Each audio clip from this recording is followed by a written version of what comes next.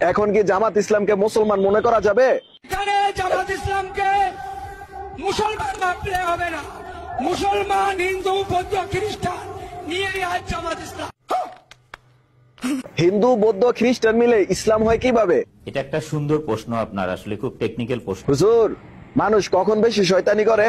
বেকার সমস্যাগুলো সমাধান করা আগে দরকার। মানুষ কাজ না পেলে শয়তানি করে বেশি। আপনি ঠিকই বলছেন। শয়তান যখন আজাইরা থাকে তখন এইভাবেই বাচ্চাদের গাল টিপে।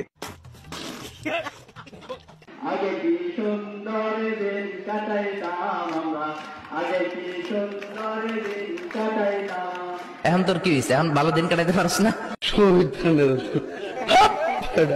হুজুর, এই গান গাওয়ার পরে ওনার ইমান আছে না গেছে? আগে কি সুন্দর দিন কাটাইতাম, এরকম গান বলে না? আপনার ইমান নেই, আপনি হজ করেন আর দরবেশের মতো দাড়ি রাখেন, আপনি একটা বেঈমান।